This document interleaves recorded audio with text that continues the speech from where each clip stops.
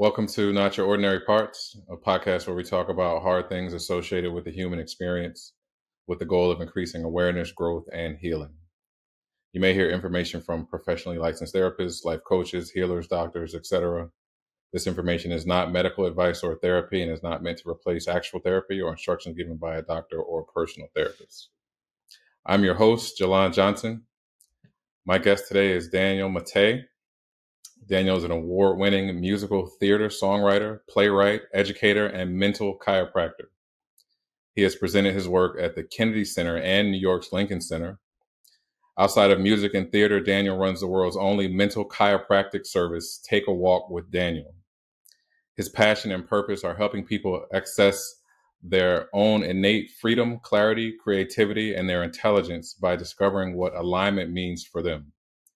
He is also co-author of 2 books with his father, Dr. Gabor Maté, including Hello Again, A Fresh Start for Parents and Their Children, their adult children, and The Myth of Normal, Trauma, Illness, and Healing in a Toxic Culture. So welcome to the show, Daniel. Thank you so much for being my guest.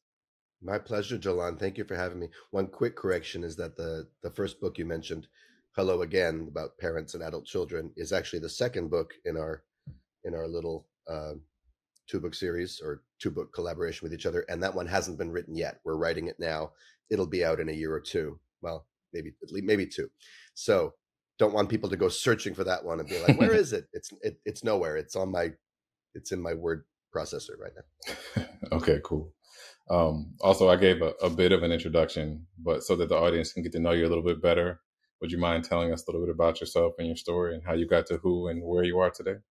Sure. Well, I should probably double down on your disclaimer that this is not therapy and this is not meant to be, a substitute. I'm not even a therapist. I'm not even a licensed anything. I'm a guy who has ventured into the arts, musical theater writing. I'm a composer. I'm a lyricist. And I happen to have a father who's pretty well known for writing about therapy and healing and things like that. And I've collaborated with him in various ways over the years. I've edited his stuff. I've sort of been his writing sounding board. And on this project, we decided to work together on it. But essentially I was in an assist role. I was there to help get the book over the finish line, bringing my writing skills to bear, and whatever I know from my personal experience about healing and growth and things like that, which I definitely know some things. So just to say that I'm not coming at this as a trauma expert or a therapist or a psychologist. I have a BA in psychology from 25 years ago that I never did anything with, that I hated every minute of. So that's just, I want people to listen to me not as if I'm an expert on anything. The mental chiropractic thing is its own thing that I completely made up. No one has licensed me to call myself a mental chiropractor. It's a name someone gave me. And I liked it, so I kept it, and I've built a modality around it. And I can talk about that later if you're interested. But aside from all that, yeah, I mean, look, when I'm asked to sum myself up, it's sort of, that's the core question of my life. I'm someone who's been circling around different definitions of myself my whole adult life, trying to figure out who the heck I am in this world and what it is that I do. I'm blessed and sometimes burdened with being good at a lot of different things and being drawn to a lot of different things. So it's not like there was one clear career path for me. I'm from Canada, where my parents still live, in Western Canada, Vancouver. And I now live in New York, and I moved here to study musical theater writing, which was my way of finding the nexus of things that I really loved: writing, music, and theater. I was not a musical theater kid. I didn't grow up listening to Broadway particularly, but the thought of telling stories on stage with music and with lyrics that you have to listen to. I've always been an aficionado of lyrics, whether it's Joni Mitchell or it's Wu-Tang Clan, and music that puts the lyrics out front, that isn't just background music, has always been very compelling to me. And when you're watching a musical, if it's well written, the lyrics are what draw you in. You're sitting on the edge of your seat because you have to listen. That's what's giving you the information about what's happening, So wanting to make that my craft and learning the craft of how to tell stories with songs was something that I took on with a lot of energy when I moved here in the mid-aughts. And then I moved away for a while, and I've just come back in the past couple of years. And, you know, I've done a bunch of different things. I created a couple of YouTube channels about music and lyrics, and they're sort of on and off, active and dormant, depending on how much time I have and how much energy I have. But yeah, I do all those things. And sometimes I've been an educator. I've taught songwriting classes. I do sometimes feel a little sheepish when I listen to myself talk about all the different things I do. And I'm like, yeah, but what do you really do? Like, but who are you really? But hey, that's the central question of life, isn't it? And I assume that from the outside, as is often the case, people can get a composite picture of something that isn't always apparent to the person inside all the contradictions and inside all of the, you know, spinning molecules of identity. Well, thank you for that, man. I think a lot of people can relate to that as well, because I know that I struggle with what I present to the world and who I actually am internally being vastly different. So to hear that from someone who I consider as well as accomplished as you are, that gives some relatability. So I appreciate that. Glad to hear it. So something you touched on is that you are the world's first mental chiropractor, and you have a mental chiropractic service. Yeah, as far as I know, I'm the first. Can you talk about what that is and what that looks like? Sure. Well, so I wasn't cut out to be a therapist because I frankly don't have the patience to sit there and just listen. I'm a very active listener if I'm listening. And if I'm not listening actively, I'm not listening.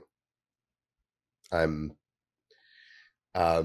when I say active, I don't just mean attentively. I mean, my listening wants to engage with what you're saying to figure out where we're going to go next with the conversation.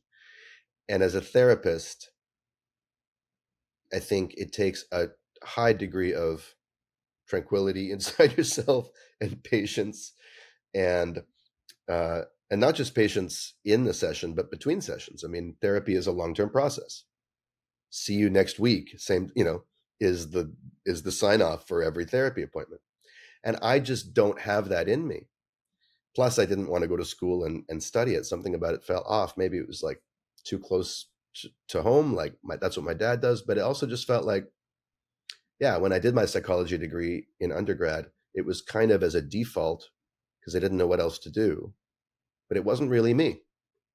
And yet, I'm really interested in this world, whatever we want to call it, of dealing with ourselves.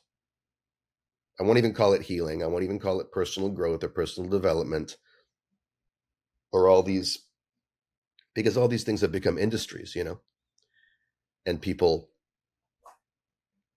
now are professionals within that. But the domain, if you take it out of the realm of the professional, is the domain of human beings dealing with being human beings and struggling with it. And sometimes things get a little lighter. Sometimes things come into alignment. Sometimes things that were fuzzy become crystalline and clear and sharp. And for whatever reason, that's what I love, that moment of crystallization. So I'm naturally drawn to that. That doesn't take any unpleasant sort of heavy lifting on my part. It's completely aligned with who I am. There's a kind of appetite I have, or a hunger I have, for being there with people when they or when I or when we both see things super clearly in a way that makes the previous moment of unclarity look optional. And I see it all over the place. And ever since I sort of got a taste for it in my 20s, that kind of realignment of perspective that gives a different experience of whatever one's dealing with has been the thing I'm always hungry for. So that means that I've been in situations where therapy was happening. It started in the, really in the sort of psychedelic healing space that my dad used to be a teacher in or a therapist in. And I was married to somebody at one point who was studying with him, which, as you can imagine, was a tremendously complicated dynamic, and not unrelated to why the marriage didn't work. But at the time, I was kind of tagging along, and I would be there, and people would be, all kinds of stuff would be coming up in the space. You do these powerful plant medicines, and people dive deep into their traumas, and their minds are doing things, and their hearts are doing things, and all kinds of stuff is happening, and people need to, the idea is integration the day afterwards, trying to figure out what the heck just happened. What did I see and why, and what's the plant medicine trying to tell me, and how can I grow from this? And I found that I did have something to contribute in that space. I did, but unlike my dad, I wasn't interested in being like, okay, what happened in your childhood? Let's go back to when you were 2. What was that like for you? What must have that been? What? It's not that I'm not interested in that, like, don't tell me about it. No, it's obviously relevant. In fact, it's very relevant. But where I sort of seemed to shine, where I always seemed to come into the clearest focus for myself, where I didn't need to think about it or stretch, but just naturally expressing myself would yield the biggest results, was when I'd be talking to people about how to work with the insights now in their actual lives now, and how to shift the mental blocks and the sort of twisted assumptions and preset ways of looking at things that were keeping them from getting the most benefit out of the experience. And one day, a participant in one of these settings said to me, "You're not a therapist, you're not like your father." I said, "Oh, I'm really glad to hear that." I said, "But what am I?" He said, "You're a mental chiropractor." I said, "Oh, well, I get that implicitly, because what am I doing? I do see the mind like a spine. It has a structure. And anything that has a structure has an intended alignment. Anything. A building, if it's going to be a building, has to have certain things aligned. And I couldn't tell you what they are because I don't know anything about engineering. But the human spine certainly is designed a certain way. It's not just a bunch of vertebrae and nerves and all kinds of other stuff just assembled in whichever way it likes. Let me see how I want to, maybe I'll put the vertebrae like 3 over here and 1 on top of here, and maybe I'll make like a curly Q kind of shape. No, that's not, you can do that, but then it won't be a human spine, or it certainly won't be a human spine functioning the way it optimally does. And if the spine isn't functioning the way it optimally does, the whole body is going to feel it, and the whole mind is going to, and the whole life is just going to bear the consequences of that lack of alignment. So I see the spine that way. I see the mind that way. The mind is composed of various constituent parts. There's beliefs, conscious beliefs. There's unconscious beliefs and assumptions. There's expectations. When I walk into a room with you, my reaction to you is going to be completely informed by what I expected. Unless I was careful to clear out all my expectations, I say I have no expectations. Well, I do have some expectations. I assume you're going to be a humanoid. And, like if I showed up and you were a 3-headed dragon, that would defy my expectations, right? Expectations are, all these things are fine. It's fine to have beliefs. It's fine to have assumptions. It's fine to have expectations. It's even fine to have prejudices. Prejudices are there to, and I'm not talking here about like racial prejudices or the kind of prejudices that pit groups together, but prejudices just means prejudgments, and we walk around with them. But the thing is, we don't see the beliefs we're carrying. We don't see the prejudices we're carrying. We don't see the assumptions we're carrying. We just live through them. It's like all of these things form a big virtual reality helmet, and then we live inside the virtual reality helmet, and it's our own little metaverse, but we don't think it's the metaverse. We think it's the universe. But really what it is, it's the universe seen through our own stuff, right? Now, that's fine. That's just human design. Nothing wrong with it. When does it become a problem? When we get stuck. When we cannot be, when we have no mobility, we have no flexibility, we have no suppleness, we're in a situation, a specific situation in our lives where being stuck in a certain way of looking at something is really a drag. And it's causing more and more problems the more and more stuck we get.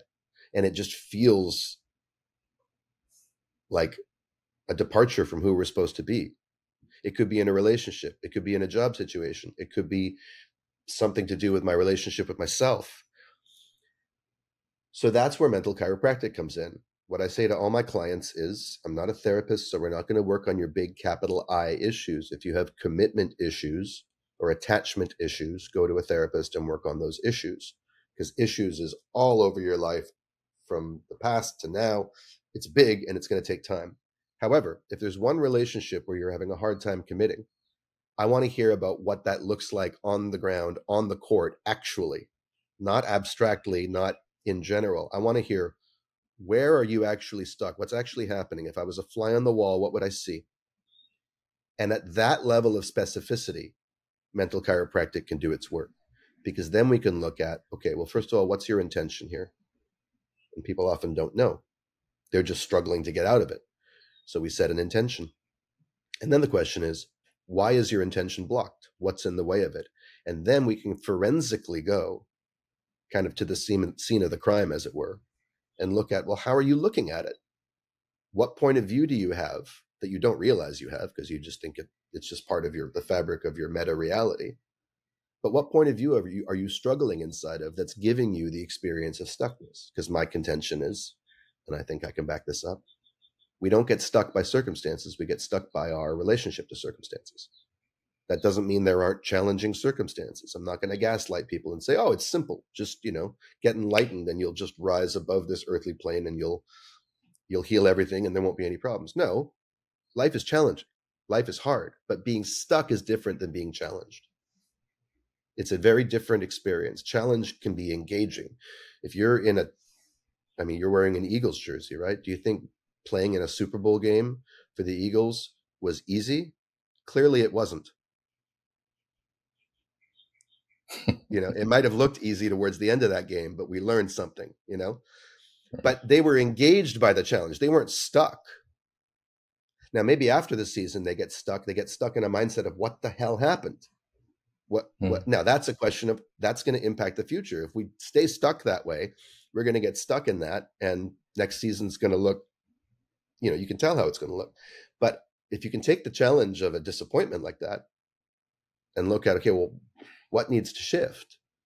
Then there's the potential for actually that stuckness to be a launching pad into something even better. So I'm winding my way around what I hope is an answer to your question, which is to say that I work with people to help them unstick themselves in areas of their life where being stuck is really cramping their style. And I do so by taking walks with them. That's why it's called Take a Walk with Daniel. And I mean very literally, take a walk. So if we're both in the same city, we walk in person. But most of my clients are not in the same city as me. They're all over the world, and we do it by phone. They walk where they are, somewhere outside. I walk where I am, here in my Brooklyn neighborhood, here in Bed-Stuy, or wherever I happen to be. And we have a conversation for an hour and 15 minutes or an hour and 40 minutes. Those are the two lengths. And the conversation is designed to get unstuck now, today, not I'll see you next week. If I have to say I'll see you next week, then I haven't done what I set out to do. I've designed this thing to make this a special event. Like today is the day you get unstuck. And even coming into it, looking at it like that makes a difference, because we're so used to being stuck that it's just like, well, hopefully, maybe. But this is not hopefully, maybe. This is like, okay, let's act as if this is dissolvable. Let's act as if there's some way out of this that's a lot simpler than I'd realize. Let's act as if there's something right in front of my face that I can't see. And if you approach something like that, it's a very different thing than like repeating the backstory of it and struggling and trying to solve it and all this kind of stuff.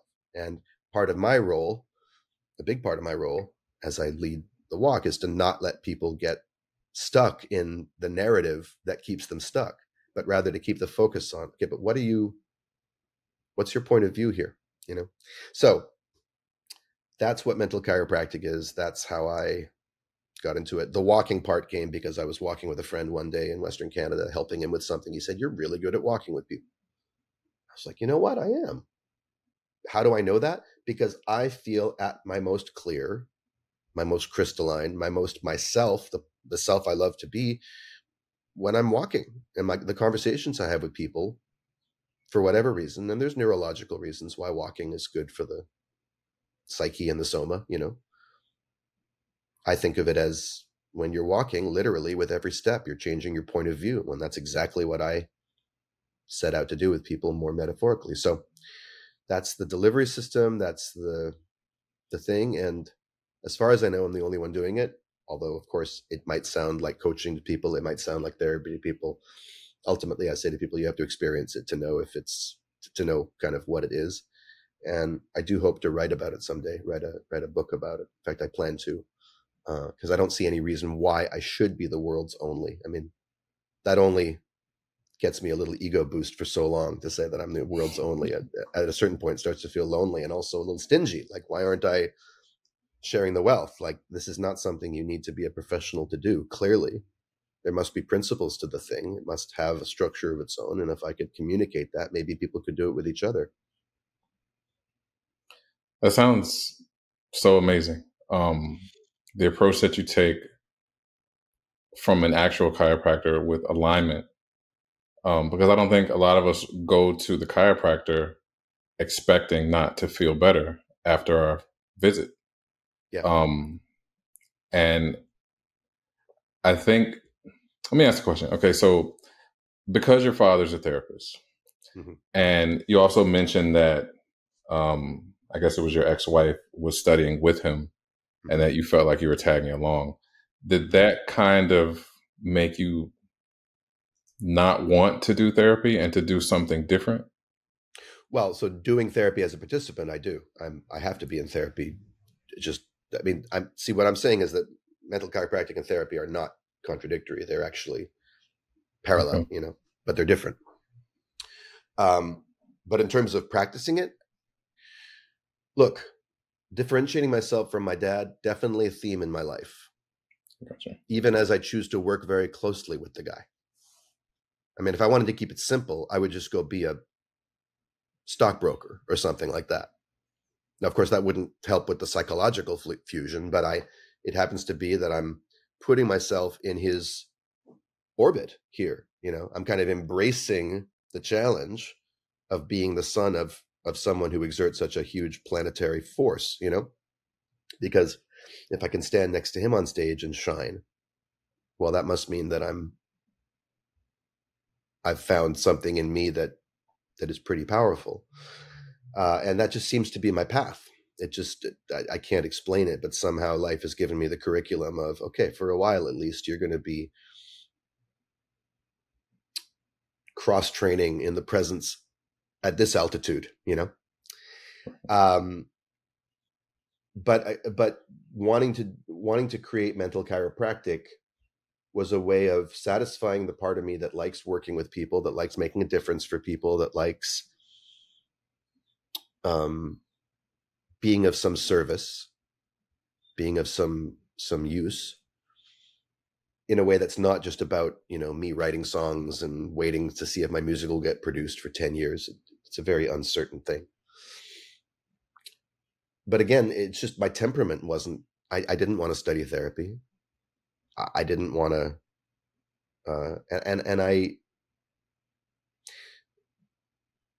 my dad's work helps people understand where their issues come from in the past and have more compassion for themselves as a result. You probably get the sense of that having read The Myth of Normal, that it's not personal to you. It started generations ago. And in your own life, whatever you're dealing with, whether it's mental illness or addiction or physical illness, in so many cases, we can tie it back to being a consequence of or a consequence of the ways you had to adapt in order to survive the environment you were born into, and the environment you were born into was not optimal for what a human needs. And that wasn't the fault of anyone present, because they themselves were the product of the same cultural lineage of human Western culture in this particular time.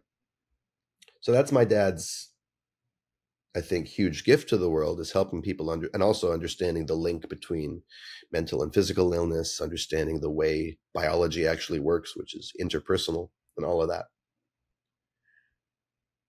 Okay, so you've got that insight now. You know that your trauma is informing your issues now. Great. See ya. But there's something unsatisfying about that, isn't there? Okay, well, what do you do with that now? Okay, well, I'm going to go do some healing. I'm going to go on a healing journey. Okay, well, I'll see you when you get back, I guess. Where are you going to go? Well, I'm going to go, maybe you should, well, have you thought about going to Peru and doing psychedelics? Well, I can't afford to go to Peru. I've got a full-time job and kids, and and I'm not interested in taking psychedelics. Okay, well, how about therapy? Well, that could take years. So you see that the what now isn't immediately obvious. And yes, you're on the healing journey, whether you like it or not. Healing is naturally wanting to happen, and it's leading you along. But what I wanted to do was something that could say, what now? Okay, what now? Let's look at the manifestations of your trauma right now, and let's forget about trauma for a second and just look at where you're stuck. Because trauma is such a big ass word. Like, it's such a heavy thing, and it's become such a buzzword in our society. It's become, like I said, it's become an industry unto itself. Someone criticized my dad online for being a part of the trauma industry or something. And my dad said to me, he was very indignant. He said, what trauma industry? I'm just talking, I'm just helping people. I said, Dad, let's get real. Okay. I'm on Instagram. I scroll. The algorithm knows to show me trauma conferences, and half the time you're a guest. In fact, you're the keynote. And sometimes I come upon videos of you talking about the way you parented me. So don't tell me there's no trauma industry. There absolutely is. Now, you could, you can play the game and make a huge difference, but don't pretend you're not playing the game. But what I'm saying, that was a huge tangent. That was a very revealing tangent, I'm sure. But trauma is a big word, and it intimidates some people. And we've tried in the Myth of Normal to break it down and demystify it and show people that it's really just about wounding. But I think there's value in, just for the moment, if you want to get unstuck right now, because knowing all this stuff about your trauma, it's not going to help you act differently necessarily. It might help you after you have the blow up with your wife for the third time this week. You'd be like, oh, wow, my trauma is really acting up. You could go meditate and get some distance from your thoughts, whatever. But again, long-term process, takes diligence, takes discipline, takes patience, all very valuable things I could probably use a lot more of in my own life. Those are not my strengths. My strength is, what if we could look right now at the hidden underlying thought structures that are getting you into that conflict with your wife every single time? And if you're willing to get unstuck, because when we're stuck, there's a part of us that's totally content to stay there, because it is part of a whole network of coping mechanisms that have helped us survive life. So there's a part of us that's actually very reluctant to get unstuck.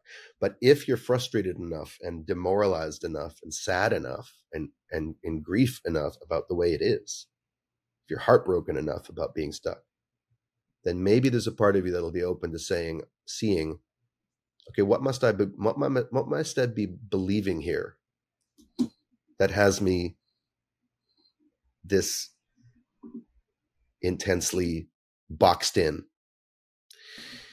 And so that's what I want to help people with. It's a short, quick intervention. Is it healing? I don't know. I think it's compatible with healing. I think it's contributive to healing. I think that when we have a small victory in the present, it's actually not that small. And when we can actually feel ourselves, see something differently, say something newly, have something happen and the normal reaction doesn't come the way it normally would, any kind of shift in stuckness, I have to think that sends a message down somehow to the root of the trauma, wherever it is, at the center of our core, that says, hey, you know what? You're not running the show forever. Like, it's not set in stone. As the old show tune goes, it ain't necessarily so. We start to feel in ourselves that we are actually a collection of spinning molecules of thought and everything else, rather than this solid, fixed thing. And so that's my way of helping people get lighter and clearer. And I love doing it. Can tell. You can definitely tell.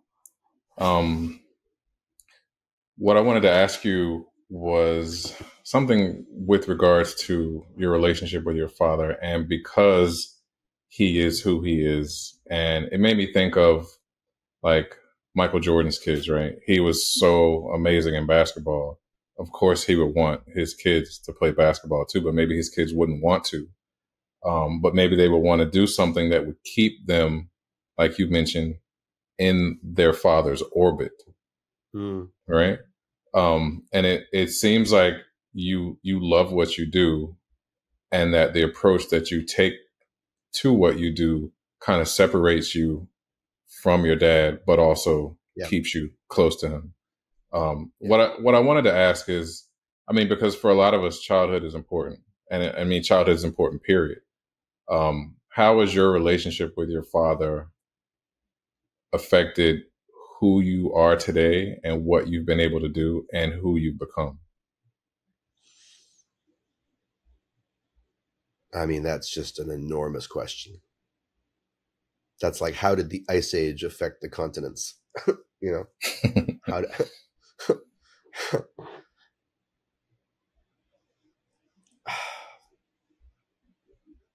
it's a big part of my cosmology. It's a big part of my world. I mean, I really appreciate what you said, actually, that doing what I do with mental chiropractic is a way of staying in his orbit while distinguishing myself. I think there's something to that.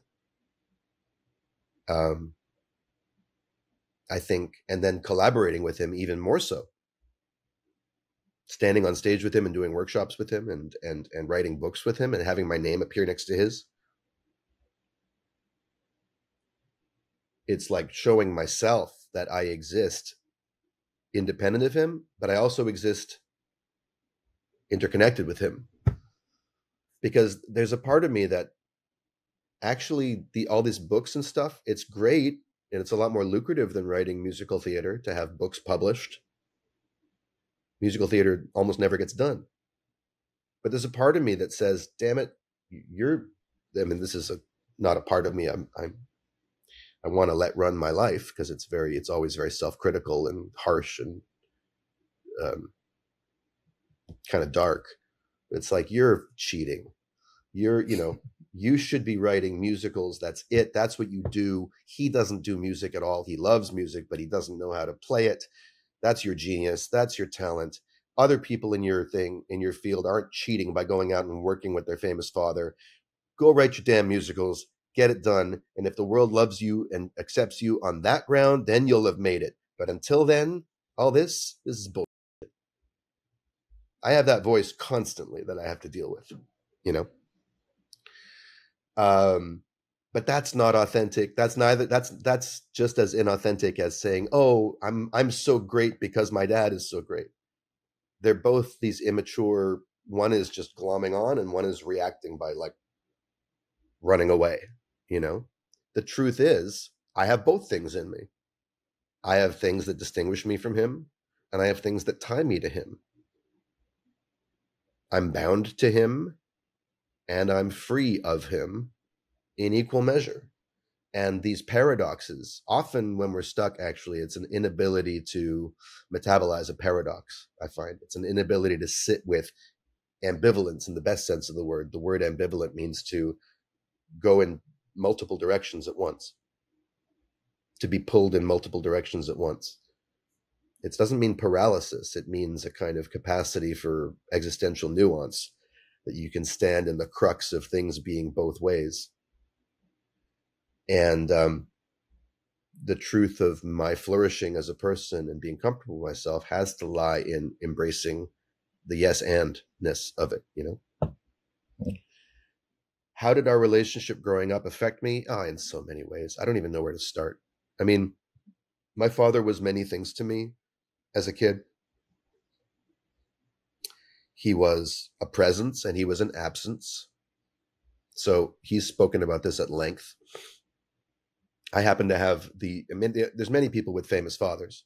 Like Michael Jordan's kids had a famous father, but their father was famous for like doing amazing things with basketballs and sneakers and his body and sports, you know. My father's famous for sharing about what a terrible parent he was. I mean, that's a joke, but it's a half joke. He's famous for helping people see how the impact of early childhood lasts with us the rest of our lives, and he uses his own parenting as an example of that. And he uses his own parenting as an example of the trauma he was carrying from what? From the Holocaust in Eastern Europe and World War II, which he barely survived along with his parents. So, where was I even going with this? So one of the ways that, and he's spoken about this, one of the ways that his difficulties, his challenges, you could say he was compromised as a parent, you could say. It's not that he was a bad parent. You could say he was a bad parent, but that's just one way of saying it. It doesn't really tell you much. It'd be much more accurate to say that he was compromised. His best intentions were waylaid and sabotaged by the stuff he was carrying and his own limitations. He was limited. Well, one of the ways that manifested itself was as a workaholic. And a workaholic is not a homeaholic, which means that home gets the shorter shrift. So he was an absence. He was someone we were waiting to come home for dinner. When he said he'd be there, he wasn't. Or he was leaving in the middle of the night to go deliver babies. And it's not that there's anything wrong with being a doctor or doing that, but he craved that more than he craved contact with me, my mom, my siblings. And that is the presence of an absence. When he was home, he was a strong presence in various ways.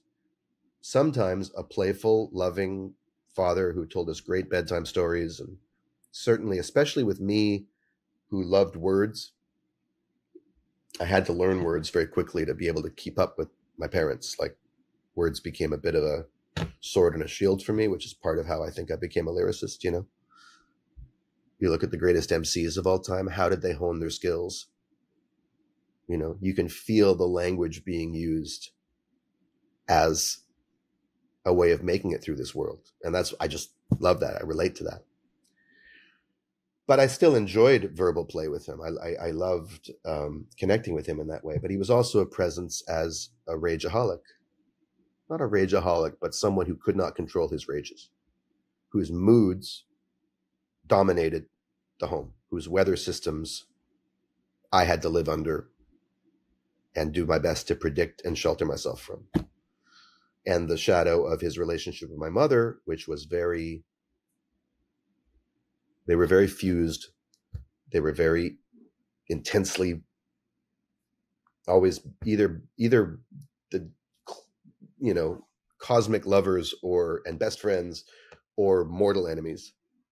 And it could change from one minute to the next with no consciousness that, hey, there's a kid here who might need something from us other than let's authentically honor our moods and our emotions in this moment and like say everything that's on our minds and scream at each other. You know, just none of that awareness, which meant that I didn't have an emotionally stable environment at all. Anything could pop off at any moment.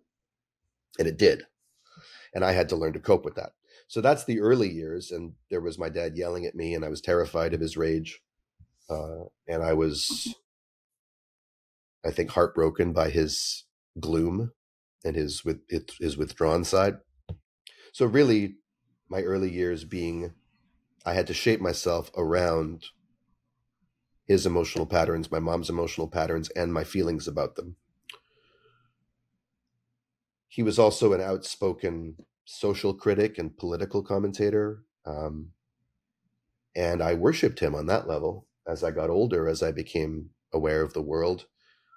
In the late 1980s, he was the rare Jewish person speaking out against Israeli crimes against Palestinians. And he had been to Palestine. He had seen what the Israeli army was doing to Palestinians, even kids, teenagers, women, children, men. The terror of that regime, the violence of it.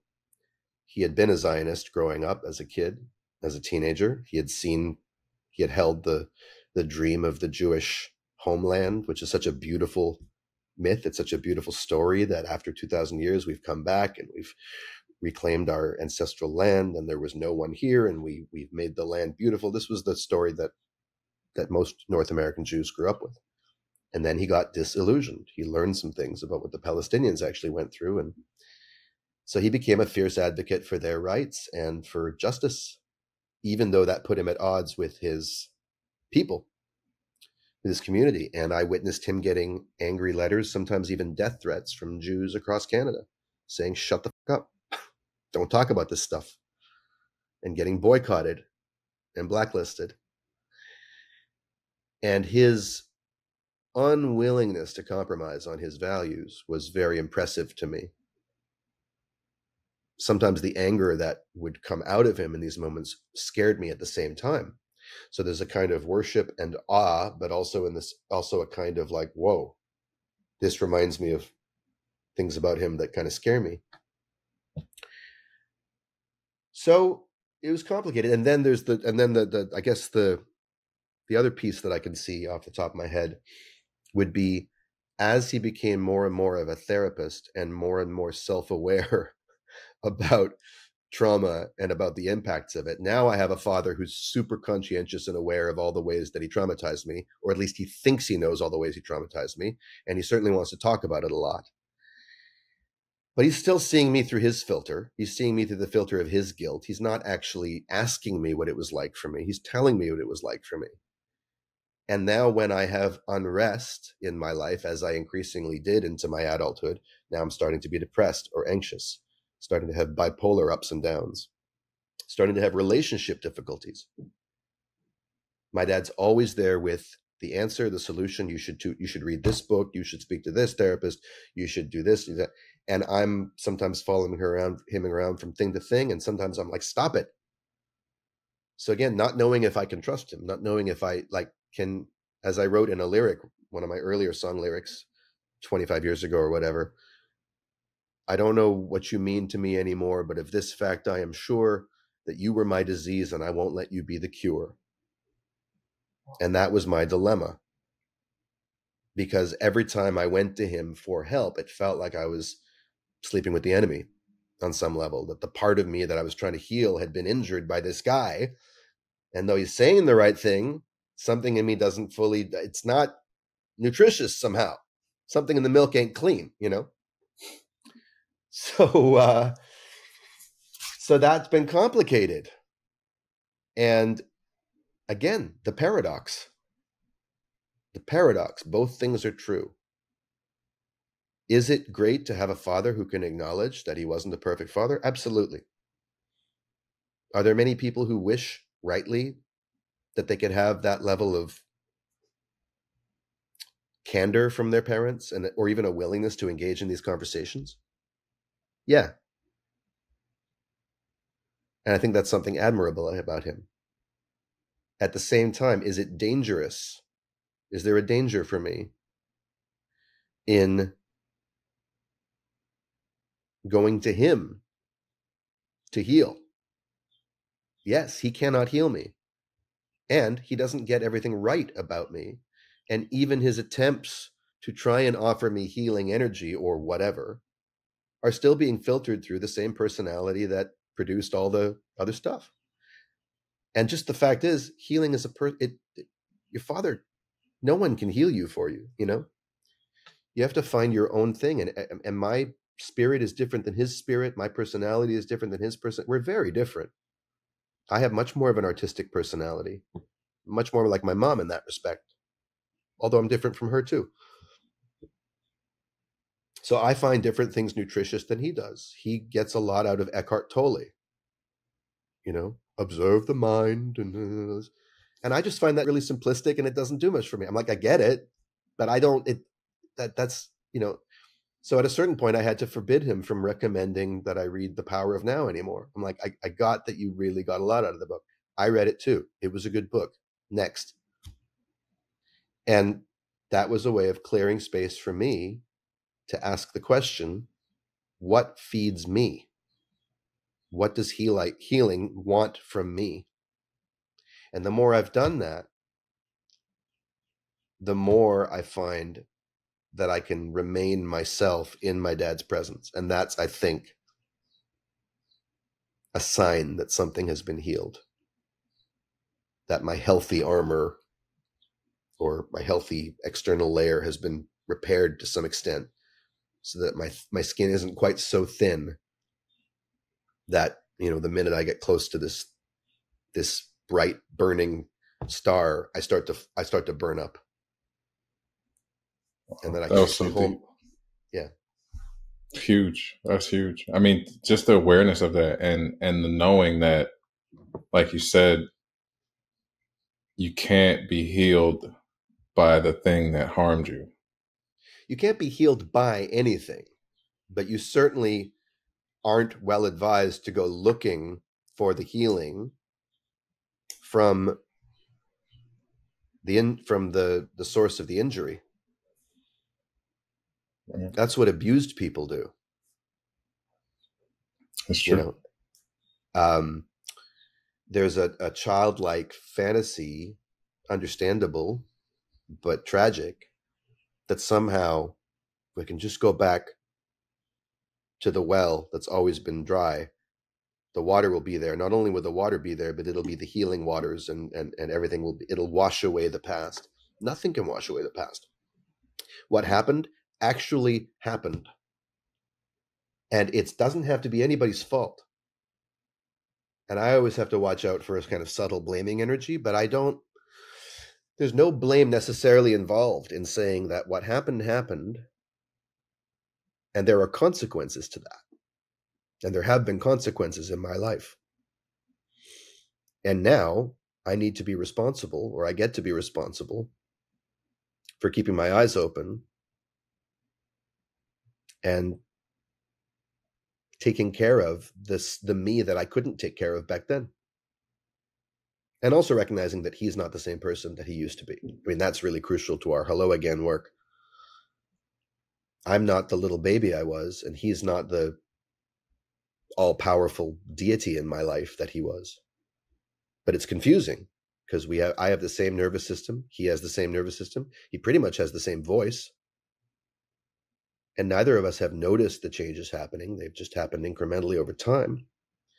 So I could be forgiven for reacting to him sometimes as if it's daddy towering over me. And he sometimes still sees this helpless creature. And we need to update our operating systems to say, hey, wait a minute. There's continuity, but we're living in a different time period now. But no, he cannot heal me. But if he can get on board with and support and root for my healing, and I think at the highest level, understand how he can contribute to it, which is to say, understand what he can do to not make it harder now. That's something he can do if he wants, because he does have that power. He doesn't dominate my life, but if I'm going to be in a relationship with him, I said this to him a few months ago, and when I realized it, he was saying to me, I'm not responsible for your wounds, Daniel. I'm really sorry that it happened. I wish I could turn back the clock and do it, but I can't. I was the father I was. I did my best, and it wasn't good enough, and I'm sorry that you're suffering, but I'm not responsible, damn it. And I said, I know you're not responsible, Dad. You can't heal my wound, and you wouldn't be doing me any favors if you tried. But here's what you can do or not do. You can reinfect my wound more than anyone else can.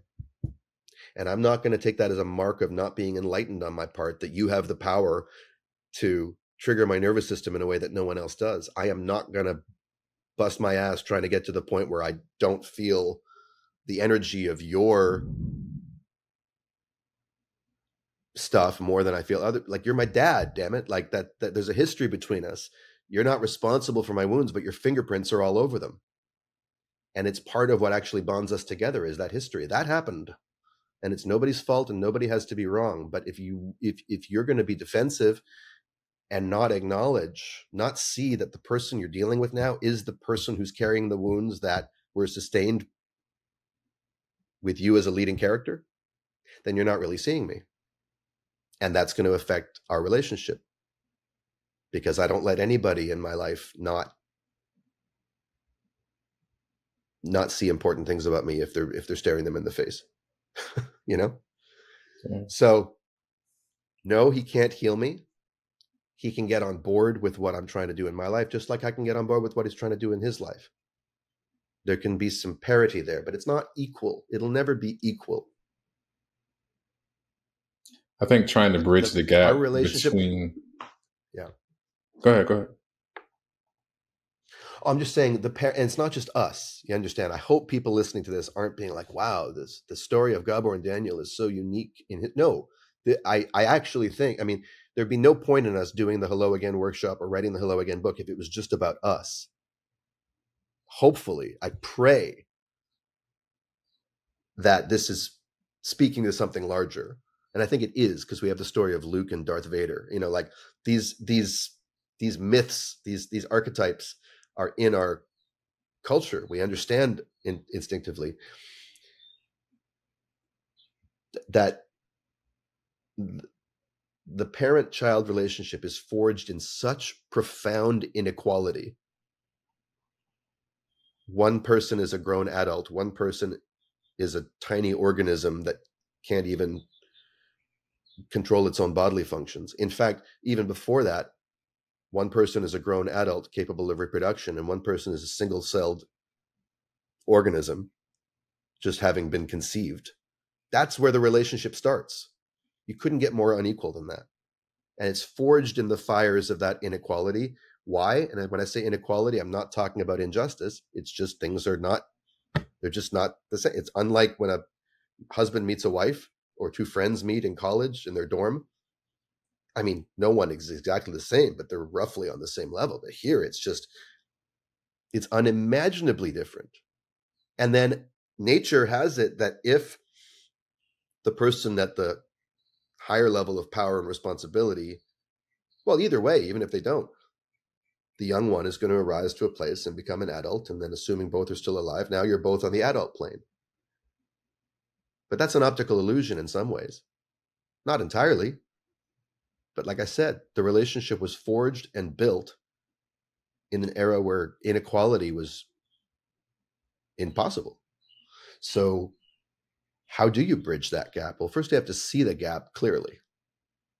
It'd be like trying to jump a chasm, or trying to jump from one place to another, and you think you're jumping across a chasm to something on the same level, but in fact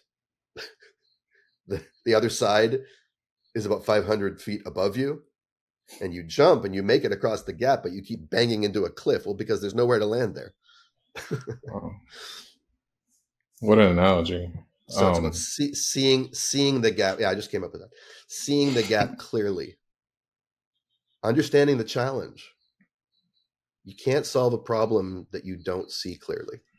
So that's part of what we're trying to do, is help people see how difficult this is, and in doing so, get a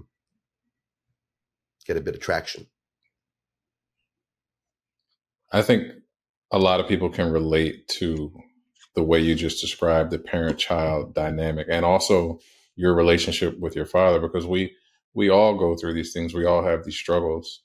And I do believe that listeners will be able to relate and have some aha moments with a lot of the things that you just said, because I know I did.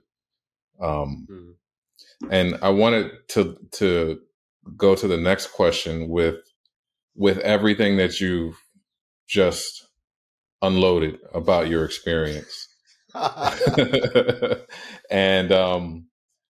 the awarenesses that you have now, how has that transitioned into being able to write Hello Again, a fresh start for parents and their adult children with your father? Yeah.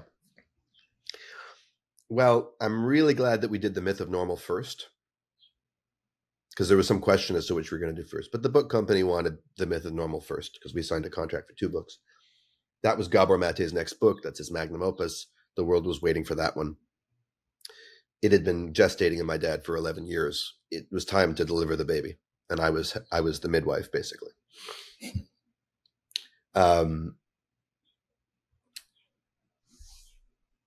And doing that was really good experience. Now I know I can collaborate with him. Now I know that he respects me as a writer. In fact, he more than respects me as a writer. He has often said he could not have done it without me.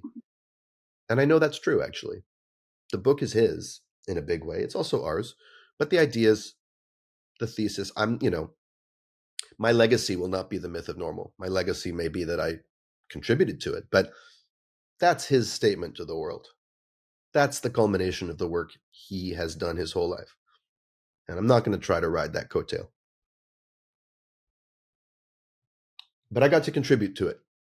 And we both got trained in collaborating with each other. And as a musical theater writer, I'm pretty good at collaboration, because that's what you do when you're writing shows, you know?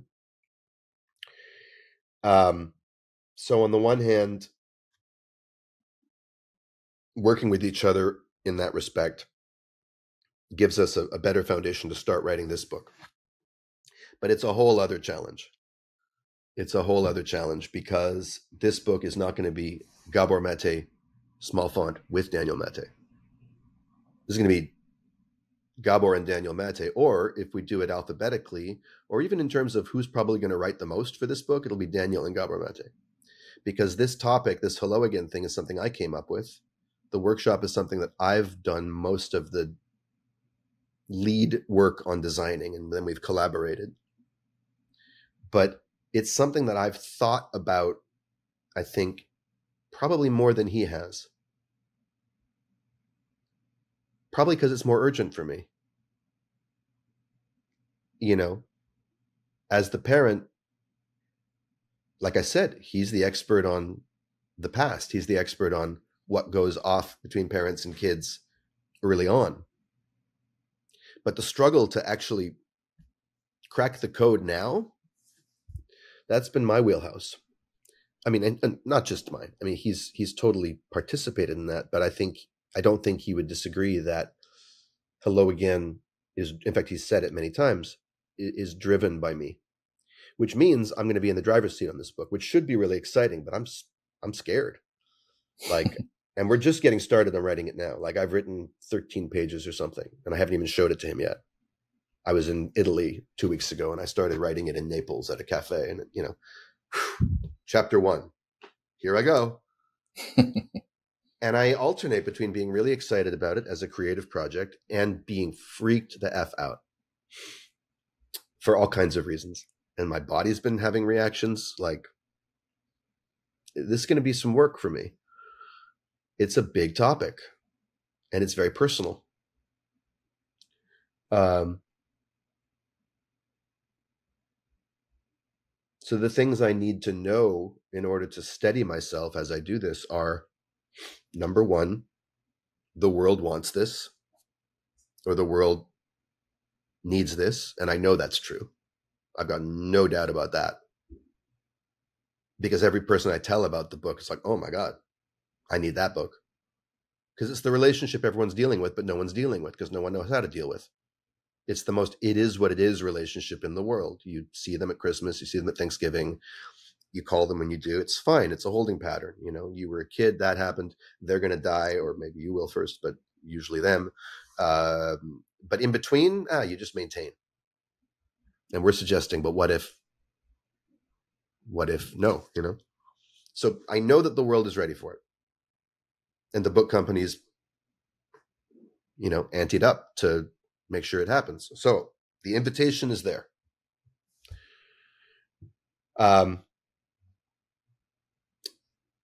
It's going to be a really great writing project. I'm excited to write it. It's, writing The Myth of Normal, one of the constraints, and it was a helpful constraint, but a limiting one as well, and it needed to be there, was that we were writing in my dad's voice, more or less.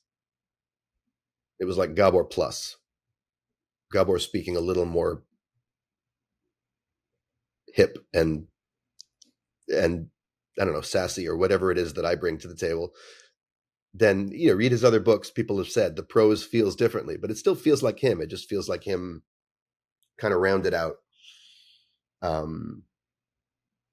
Just as a small example, my dad likes to refer to literature and sometimes to pop songs, but the pop songs he knows are all from the 1950s and 60s. So, but any reference in The Myth of Normal that's more recent than Great Balls of Fire by Jerry Lee Lewis, that was me.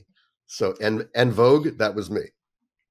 And I wanted to put in Metallica. I wanted to put in De La Soul. Actually, there was a De La Soul quote in one of the earlier drafts, but had to be taken out. But anyway, so that was my contribution to that. This book is not going to be Gabor Plus. This book is, I don't know what it's going to be, but I think it's going to sound a lot more like me. But also, there's going to be sections of the book that are explicitly just me and explicitly just him. Like Daniel says, Gabor, there's going to be 3 voices in this book, me, him, and us. And that's really interesting to me as a creative project. So I can get excited about that, just like I get excited writing a new kind of musical. Like, how can I figure out this structure and this form to tell this story and all that? If I approach it that way, I get really excited. The part where I just start to get a little dizzy and lightheaded is, damn it, I'm putting my whole life out in the streets with this thing. Like I'm saying it all. And is that going to be worth it? Is that unseemly? Am I just tying myself to him forever? Am I claiming to have more figured out than I really do? Is it going to be fraudulent? All of these self-doubts that come along. And I saw him have them with The Myth of Normal as we wrote it. His insecurities were really shouting at him. And I think mine are starting to act up. But I look at, I'm sure Kendrick Lamar asked himself about that before he made Mr. Morale. And I actually played my dad the last song on that album, and it blew him away because it talks about trauma and healing and all this stuff. But the artists that I admire, whether it's Joni Mitchell or Kendrick or anybody, are willing to put themselves into their work and trust. And so the project, I'm not going to sit here and pretend to be like I'm above all of the nervousness and the fear and like, yeah, I know I can do that. I don't know I can do this. And I think that's why I have to do it. And that's always been the case with any show I've written, that let's find out ethos is always a big part of what makes it exciting to write. So you're catching me at the very moment of, like, I've just left the base camp and started to climb the mountain. But if I look down the road, I can still see the base camp. And sometimes I want to go back there and be like, nah, let me spend a few more nights. I think the inner critics are always going to be there. But what separates, in my opinion, true artistry from just putting something out there is the willingness to be vulnerable and to share from your core and from your heart. And that's what I think you're doing. And that's why it seems scary. I love doing it in interviews because there's someone there and I can see you nodding. When I'm speaking, it's great. Writing is lonely. But there's ways of making it less lonely. I'm doing it with my dad. There's other people I can show the work to as we go, so it's not just him. I mean, yeah, but I appreciate you saying that. And if I actually look at myself more objectively, I'm like, that's what I do. I don't actually have a problem with revealing things about myself. I'm going to have to mess around and find out. Something I've learned just from doing this podcast, because It is very lonely. And to talk about subjects that are, like you said, just, they're just the way they are. People don't like to get vulnerable. It's uncomfortable. So to talk about subjects like trauma and healing and vulnerability and parent-child dynamics in a relationship, there's sometimes where I'm just like, why am I doing this? Not that I'm, writing a book or have publishers or what have you, but in my small world, it still feels the same. So I understand where you're coming from. And I also understand the concept of feeling like, is this too much? Can I ask you a question? Sure. So why are you doing it? Because it's too good not to share. I have the same feeling. The world needs this. And if the world is 5 people, then that's 5 people that I've impacted with something that I felt was important. Yeah. And probably on the flip side, you need this. You need to know that whatever you've been through wasn't for nothing, and that you and the world, that you have something to give to the world that only you can give because of who you are and what you've lived, right? Ouch. I don't think I thought about it from that perspective. But yes. I mean, people can lose themselves, and people can lose themselves. The only reason I say, and that's a sort of that was a mental chiropractic instinct on my part to say that. Not that you asked me for, not that you're stuck at all, but the world needs this. Great. Well, there's people who burn themselves out giving the world what the world needs. Mm-hmm. True. And the world needs you to not do that. Right. Agreed. And especially when you're trying to give the world something it needs. And, you've shared with me that you're going against certain kinds of grain here, certain, currents, right, culturally or whatever. All the more reason that you're clear on the mission, not just for the world, but for you. Because the thing you're trying to give to the world, you got to have it to give. That's so true. It's not about you, but it starts with you. It's your own oxygen mask, before you try to. So, I think for all of us who want to make a contribution, and I've seen this with my father, he can heal people. He can't heal people. I should not speak that way. He can offer people information and listening that helps them in their healing journey, and he can change people's lives with one hand tied behind his back. Quite frankly, it actually doesn't take him much anymore. He just does it. He just channels it. It's like that. But if he does it like that unconsciously for too long, my mom bears the brunt of it. His personal life bears the brunt of it. And sometimes his health can bear the brunt of it. And ultimately, the world is only getting a part of him. It's only getting his persona. And it's getting not only that, but it's getting the part of him that's addicted to that persona and to that role. In other words, there's something slightly compromised about the gift that he's giving. And he's realized that. And I think in a culture that's all about scale, this is a total departure from what you said, but it just made me think of it. A culture that's all about scaling up and big is better, and growth unlimited or whatever. And we're going to be unconstrained by limits. We can do that, but I think there's a cost. And I think that ultimately sometimes we can not see the ways in which we're perpetuating the things that we are also trying to ameliorate. So I think one remedy is to stay connected with what is this for me, and what do I need in order for it to continue to be a contribution in my life? And what are the limits? What can I do? What can't I do? The limits. I think that, I have never, maybe I shouldn't say never, but I know that I don't operate within constraints of something. When I want to do something, I go full speed ahead. And then later on down the line, I'm always realizing, okay, there's some cost to this. Yeah. I mean, Michael Jordan's a great example, right? You would say that he's someone who operated outside of limits in basketball, yes? If anyone ever had. Like he defied gravity. That was his whole thing. But he was totally operating within limits. That's what made him so great. He was operating within the limits of the basketball court, right? It's not like he went out. He was playing within the rules of the game. The rules are limits.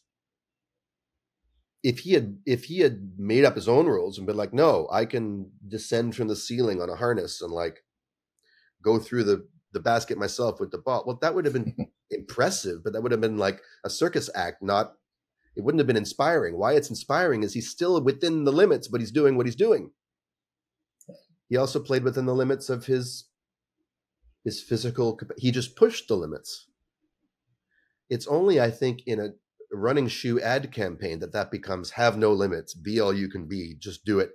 But I mean, just do it, fine. But the point is, and also if you've watched the documentary about him, you saw there were costs off the court. Mm-hmm. There are even costs on the court collaboratively, and the world got an amazing show. And then you can see in his eyes the heartbreak for what got missed and what got left to the side, and the dilemma of would I do it differently? He probably wouldn't, but hurts, Yeah. So I think everything in nature is what it is because of limits. There's a place where you end and I begin. That doesn't mean we're not connected. And I think the fantasy of transcending all our limits, well, we see where it's gotten the world. We could, transcending all the limits of how much oil there is in the ground, transcending the limits of how much wealth one person could own, transcending the limits of how productive an economy can be. Agriculture itself, right? There's a direct line between, we can manipulate the earth and get as much surplus, as much food out of it as we want, never mind the seasons, never mind all that. There's a direct line from that to slavery, right? Because now, what's to stop us from using other human beings to increase that productivity and that capacity? And now climate change and catastrophe and all these things so I just came back from, I did a workshop with somebody in Italy who was talking about all this stuff. So it's on my mind. And just in terms of the need to ground ourselves in our humanness, our brokenness, our mortality, our limits. And when I write music on the piano, I only work with the keys that are there. Wow. And that's what makes me so grateful for Beethoven, because he took the same instrument that I have here and he did things I could never do. We use our gifts to the best of our ability, and we do it within the same constraints as someone else. I think that's what gives us our individuality and brings our gifts to light and allows us to give what we have to the world. And if we do it within those limits, then that's when so many people can appreciate them that much more. That's right. And if we know our own personal limits, then we'll also know when it's time to stop deriving our meaning from life by doing that thing and transition to doing something that's more appropriate for the limits we now have. I mean, we all have a limit called death. And that's not some kind of gross injustice. That's the rule. That's the law of the land. That's the only reason we're alive is because we're going to die. But we, in our culture, we treat death like a kind of unwanted intruder that means us harm, or at best an annoyance. But we're all working within that constraint, and I think wise cultures remind their people all the time, and they have ways of reminding their people all the time that you are gonna die. which means you better be grateful for being alive right now, and that there's ways of continuing your contribution beyond your life if you understand what it's for, and if you understand that your limits love you in a weird way. Like your limits are on your side. That's true. And I mean, if we think about it like that, you can play with them. Yeah. That's one way of looking at it. The other way of looking at it is, fuck you, I won't do what you tell me, to mortality. And again, we see where that's gotten us.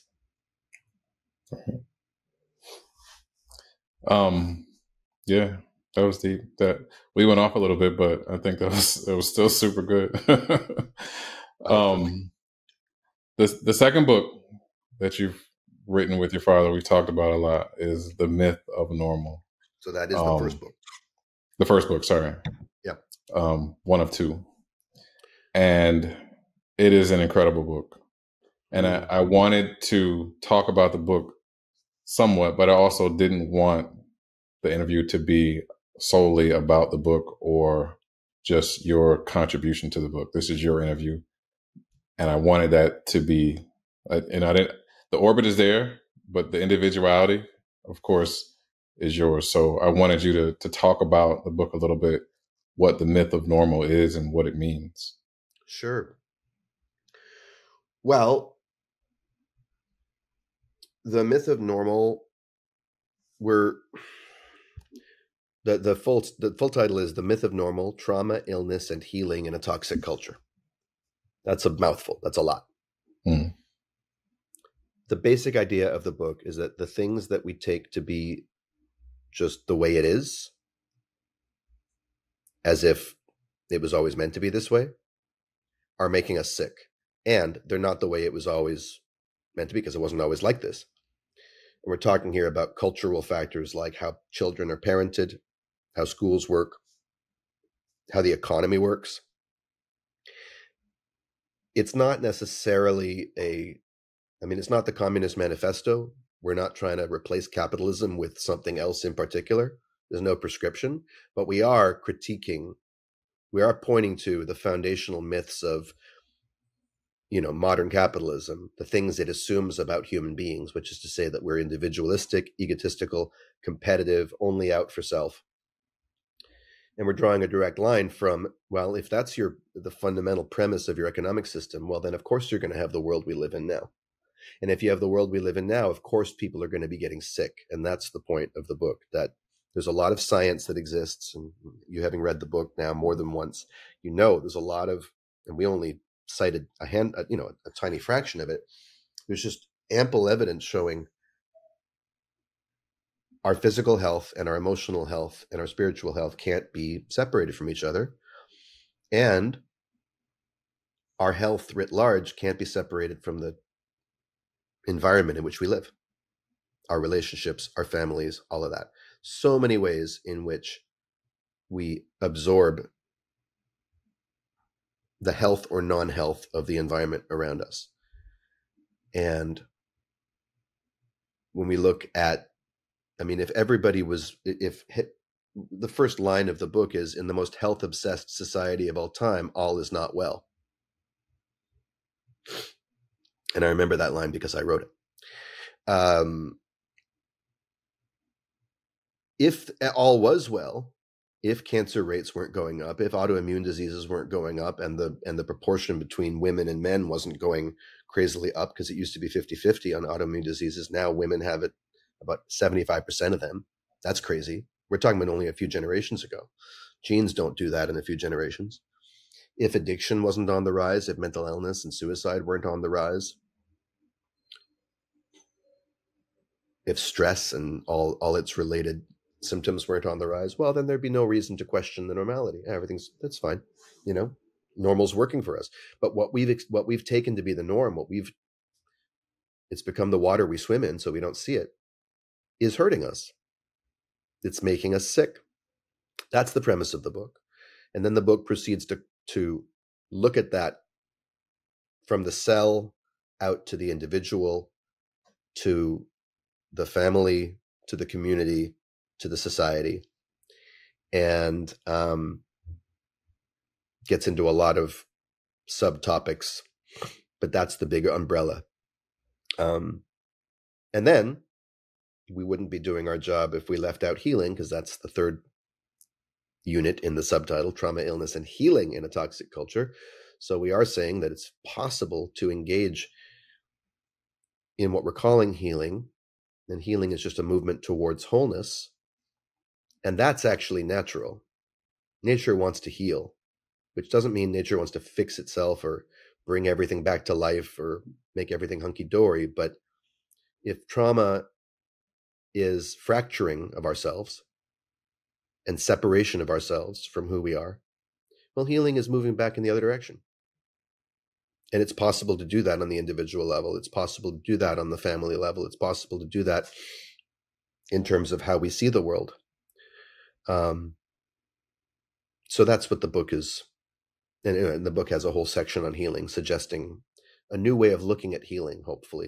There are some practices, some exercises, but it's not a how-to. It's a 500-page book. And I don't know what the takeaway is. There's certainly no prescription, except a prescription for a new point of view that wakes us up to the things that we've been tolerating that aren't good for us, the things that we've been resisting, the things that we've been taking for granted, the things we can't see in the normal. And society has an interest in keeping normal going. That's why we call it the myth of normal. Because if everybody tomorrow woke up, like if Elon Musk and Bill Gates and George Soros woke up tomorrow and they were like, wait a minute, I have this much and most people in the world have, that's insane. I can't live with myself one more day. Well, that would, if every CEO of every Fortune 500 corporation suddenly had a realization that having this much disproportionate power was terrible for their soul, if every politician, if Donald Trump and Hillary Clinton and Joe Biden tomorrow woke up and realized, oh my God, I'm a total sham. I'm operating in power from a place of just coping with my early trauma, and I'm imposing my early trauma on everybody else, and the promises I make, I'm not fulfilling, and all of this. Well, the regime would crumble pretty quickly. So the system has an elegant, diabolical way of keeping itself going by keeping us all of us, unconscious of the ways in which what we've taken to be normal is not actually what's natural. The book is trying to alert people to that aspect of things. The Matrix, if you will. Oh, 100%. That's my go. I mean, I almost don't want to mention it anymore because it's so cliche, but I'm always using that metaphor. Yeah, the book hopefully is red pilling people. It's the red pill, right? That wakes you up to the reality. Yeah. I think it might have been. Right. Well, I think if we're actually trying to, there's all these glitches in the Matrix all around us, and we're trying to alert people, probably things people have noticed, but didn't think to do anything with. Mm-hmm. So one of the, we talked about trauma, and you said trauma is an industry in and of itself. One of the things that you guys mentioned in the book about trauma and referred to it differently than I've heard is that it is a disease. How, it referred to it as the disease of trauma. Or maybe I got that from there. I remember reading about the disease of trauma, or maybe that was just how I received it. Well, we do say that underneath most chronic disease that's so-called mysterious in our society, like cancer or autoimmune disease, multiple sclerosis, fibromyalgia, lupus, all this kind of stuff. One of the most salient factors that leads to these diseases that is never talked about, never studied, there's no there's these marathons for breast cancer research, but the research that they're raising funds for is never looking into how does early childhood trauma result in people getting sick. And that's what we're saying, is that underneath much disease, there's a dis-ease caused by emotional pain, emotional wounding, psychological wounding, where people get separated from themselves and they suppress their own emotions. And many people tend to become people pleasers or overworkers, self-sacrificers. And in so doing, the self gets sacrificed and the health gets sacrificed. And we're not being new agey. There's strong scientific evidence showing how the immune system is related to the emotional system. And autoimmune disease is the immune system turning against the body, turning against itself. Well, where does that come from? Well, it comes from the system being confused about what's healthy. It's anger. That's what anger is for. Mm. Also, joy and love is there to attract the good. And sadness is there to flush out the residue of what's been lost. If these emotions get suppressed early in life, as they do in so many of us who grew up in environments that can't handle our authentic emotions because the parents themselves are stressed.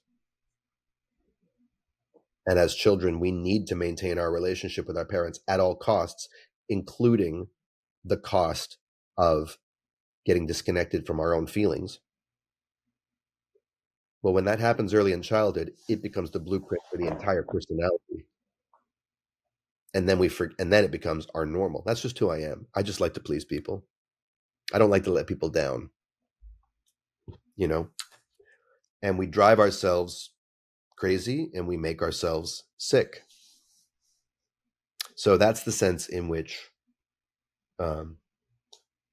trauma prefigures what we call disease, but we also call into question. There's a whole chapter called It Ain't a Thing, Disease as Process. We tend to see diseases as discrete things, like this person got cancer, like cancer was out there and this person somehow got it, or MS or whatever, like this entity, this dark force, that we could then defeat, which is why you have hashtags like cancer, right? An understandable expression of frustration, but scientifically not very helpful. And what we're suggesting is there is no discrete entity called cancer. There's a process, a dynamic process that unfolds and expresses in a person. That's not an interruption of their life, it's an expression of their life. That the cells in a person's body, the whole immune system is expressing something. It's manifesting something that's been there for a long time. And that should be good news. Because if you notice, all of these runs for the cure haven't found a cure. Because there is no cure.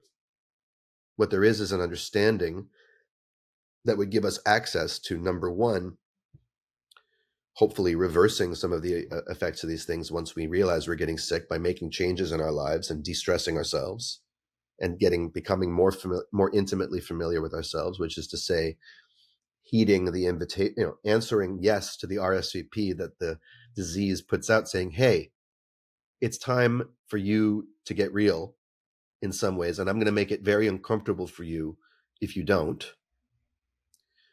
But even before that, what could we do to create a world in which fewer people are growing up having to sacrifice who they really are in order to survive? What would it be like to create a world where the environment people grow up in is one that understands something about the limitations of human beings, which is to say the needs of human beings? And it doesn't take much to look around the world that we're living in to say that our world was not built with human needs in mind. It was built with something else in mind. An example your father gave early on about trauma and disconnection was when he was a baby in wartime and post-World War II in Budapest, and how he was separated from his mom and how that caused detachment. And that detachment, or not how it caused detachment, but it was detachment, and how detachment can affect the brain early on. And I wanted to see if maybe you can comment on that as well. I don't know much to say about it. That's what happened. Well, and I'm not a how detachment can affect the brain in children, and then later on lead them affect who they become as a person later on in life. hmm.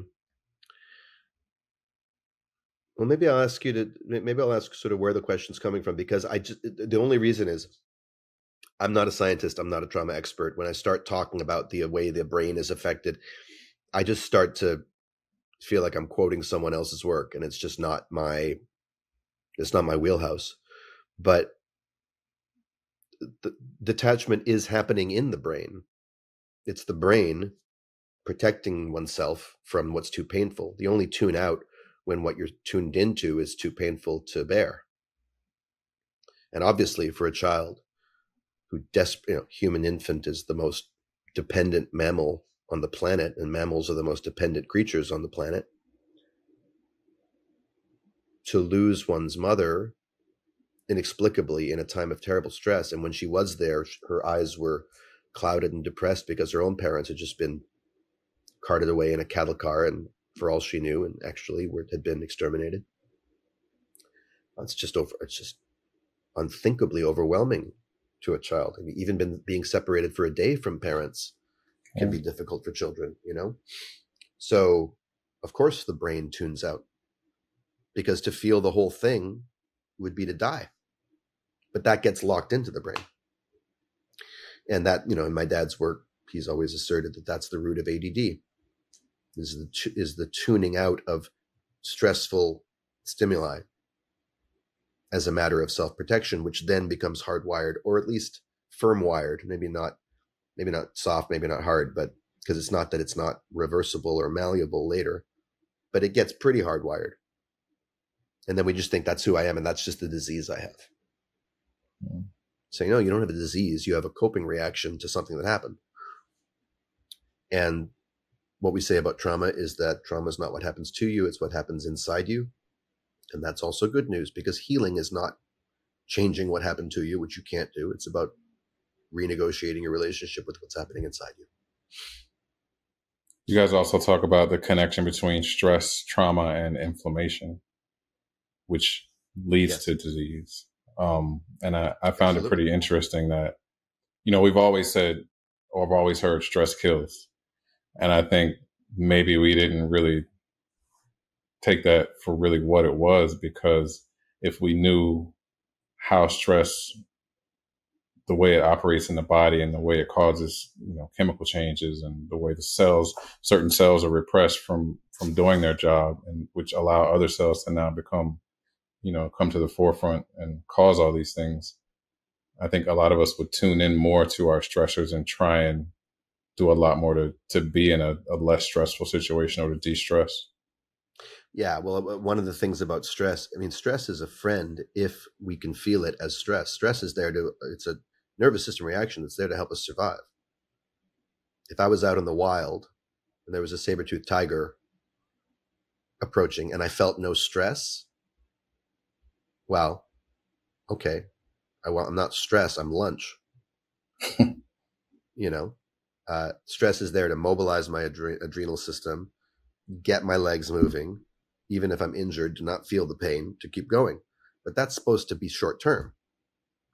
If it becomes long term, that takes a wear and tear on the system, and it becomes really long term. We can get used to it and not realize it's happening. Doesn't mean it's not happening. There's a lot of people who are very stressed who would say they're not stressed.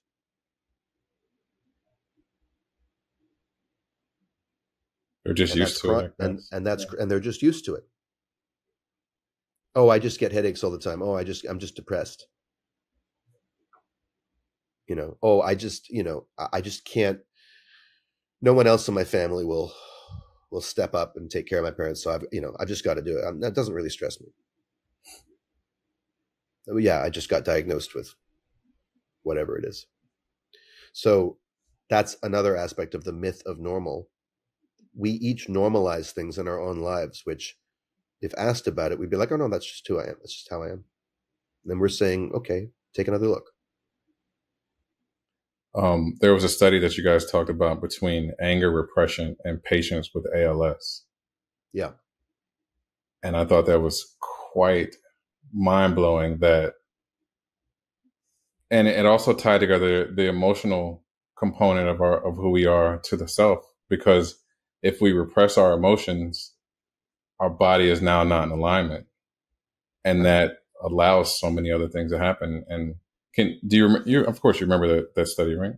I was the one where nurses were able to predict based on people's personalities who would be diagnosed with ALS, and they Right. were remarkably accurate. And they would say things like, "Oh, this person can't have ALS. They're not nice enough. Right. It's the nice ones. It's the pliant ones. It's the ones who will always do for others before they do for themselves." In the United States, ALS is also called Lou Gehrig's disease. Lou Gehrig was a baseball player, and there's some story about him. I forget. My dad told it in the book When the Body Says No, his previous book, about how he would go up. He would step up to the plate with like multiple broken bones in his hands and just grimacing like a like a statue in such pain, but he had to do it for the fans. He had to do it, just play through the pain. Now, there's a certain amount of playing through the pain that we can admire and we can say is inspiring. But at a certain point, again, the immune system is there to say, welcome this in, don't let that thing in. That's what antibodies are for. The emotional system is, the anger is there to say, this far and no further. No. Just no. And if we don't have no in our repertoire, then all of our yeses don't mean anything. Mm. They're just automatic reactions. Oh, yes, yes. It's like no to no. I better not say no. Right. And so, yeah, that study was one of many, strongly suggesting that in some people, when their life experience has taught them that saying no is dangerous, it becomes against the law in their system, and then the consequences show up in their bodies. Right. Okay, so let's say someone is listening to this episode and they decide that some things that they've heard about your, mental chiropractic. Did I say that right? Chiropractic? Uh-huh. Yeah. Or they take a look at the book and now they want to get on the road to healing. What are some steps that you could recommend for someone to getting to or returning to wholeness? Yeah. Well, this is, now I'm just going to go off from me. I'll refer to the book maybe, but I'm going to answer the question the way I would answer the question, not necessarily the way Maté Corp would answer the question. Sure. I would say, first of all, you say, they want to start on the healing journey. Well, I would suggest to them, what if this is not the start? What if the start happened a long time ago?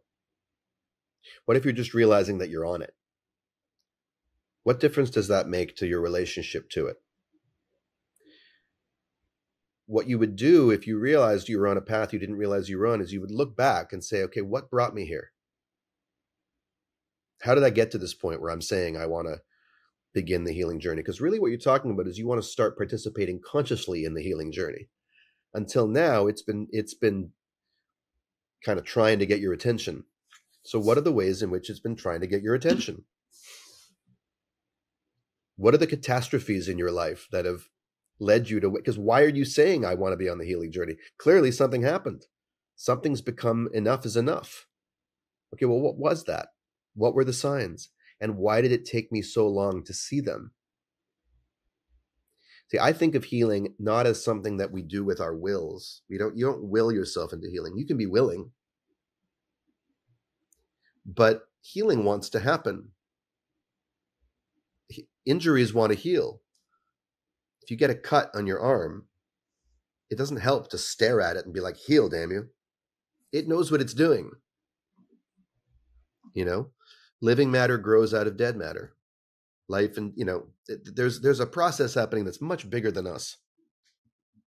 Now, a big part of that what prompts us towards the place where we can actually see the trail that we're on is the calamities and the catastrophes that befall us that shake up our sense of normal and make us realize, oh my God, I don't really know who I am. So I think having some appreciation for having gotten to this place will make a person feel like less of a novice.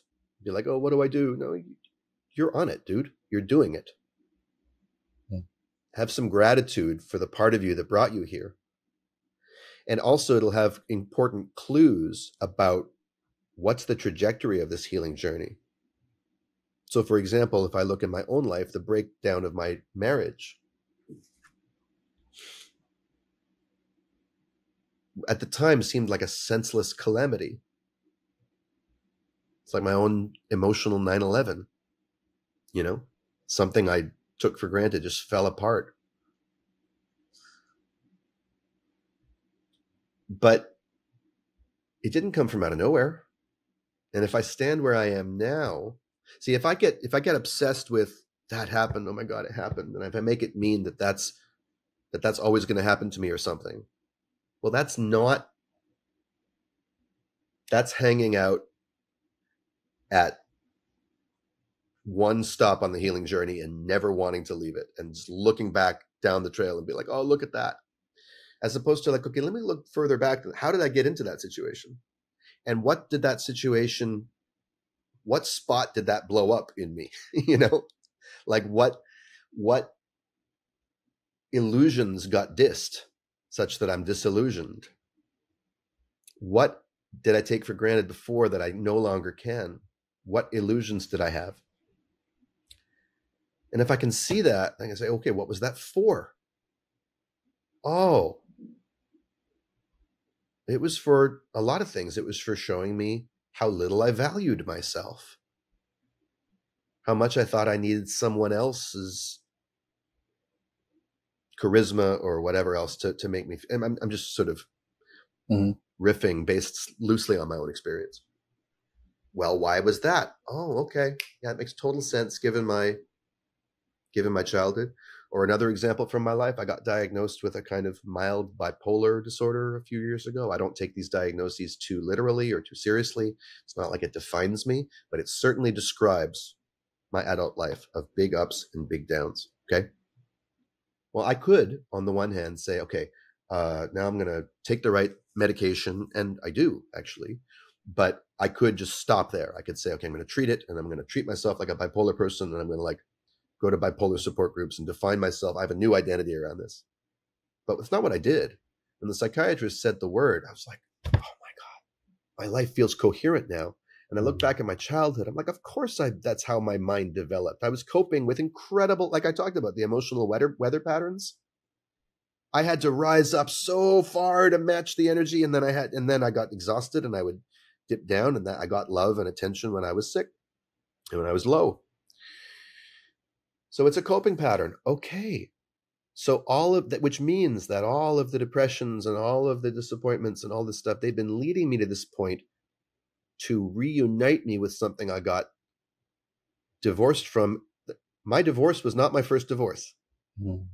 Wow. It's not that it wasn't about her.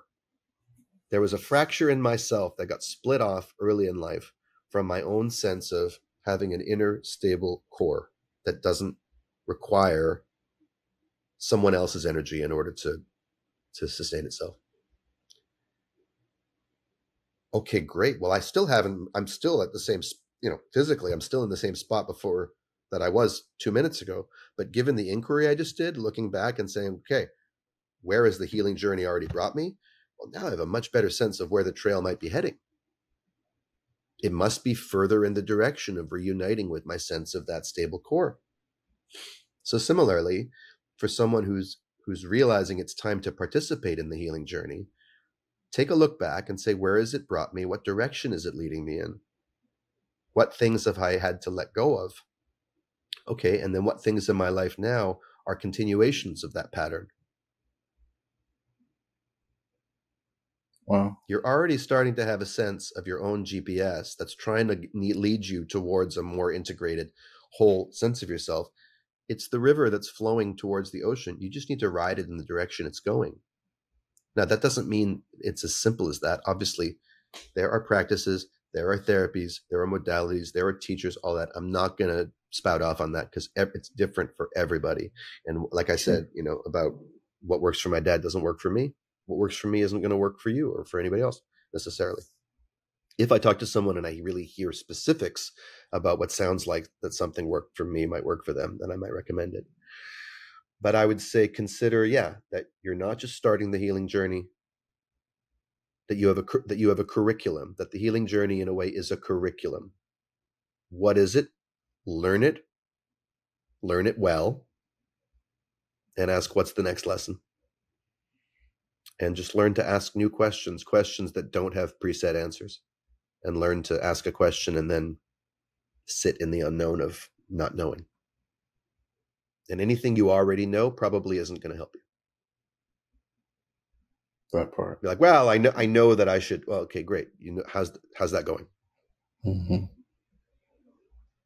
Self-knowledge, self-awareness is overrated in some ways because, as we say in the book, it can often just become a question of the ego becoming a tenured expert on the subject of itself. If somebody wanted to work with you, Daniel, where can they find you, online or on social media? Yeah, it's very simple. Walkwithdaniel.com is my mental chiropractic website. People can they can have a conversation with me for free, a 15-minute call to discuss what they're dealing with, to see if it's a good fit. Because it isn't always. I would say 85-90% of the time, people find that what I'm offering can help, and it does. But I'll tell someone if I think it's not aligned, because I have no interest in doing what I'm doing in any compromised way. Like, I'm either going to give somebody what I give them, or I'm going to say thank you, take your money somewhere else, and your time. The Myth of Normal, they can engage with that book by reading it. And if they like audiobooks, I'm the voice of the audiobook, as I am of all my dad's books. So check that out. On social media, I'm Daniel B. Maté, Mate. And I can't promise anything of any substance on social media. Sometimes it's just me popping off or just sharing silly stuff. But if you want to follow me, I'd be happy to have you along. I want to personally say thank you for the depths that you went into in this interview, and the parent-child dynamic, the way you describe it, telling your story is very relatable. And I'm super glad that you agreed to do this with me. And I hope that there are a lot of people that listen and can hear the things that you spoke about and can relate to them and can find some healing. And hopefully they're already on their journey and may not have known it. Like you said, there could have been a fracture or a divorcing that's already happened. And we need to find out where that happened, get back to it, and do the steps necessary to continue going down that river to the ocean, like you said. Yeah, I appreciate that. And thank you for having me on. And I would say to people that if something I said resonated with you, and even if you don't understand why, that's probably a good sign that something in you is looking to connect with that. And again, it's finding you on the journey you're on. And if anything I said really didn't resonate for you, leave it. Nothing I'm saying here is the truth. These are just possible ways of looking, And if something I said really, really pisses you off, well, that's a sign that you might want to look at it a little closer. Because sometimes the things that are trying to call us don't come in a form that we would have chosen. I'm not saying I said anything objectionable, but I do know that my strongest reactions when I get triggered, the trigger is the smallest part of the gun. Mm-hmm. Wow. That's deep, bro.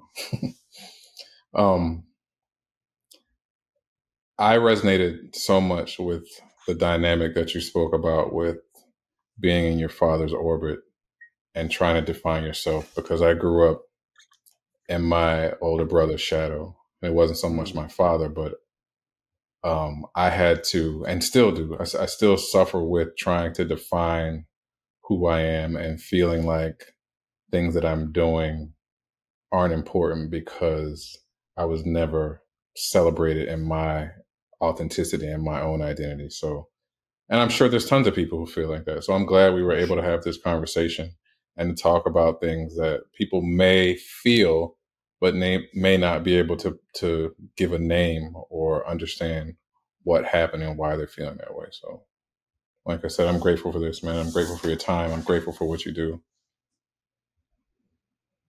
Very likewise. I salute you. You're following the calling that calls you. It's making a big difference. I appreciate that. All right, Daniel. Again, thanks so much for this. Thanks for who you are, for what you do, and the way you do it. All my best. Thank you so much for having me.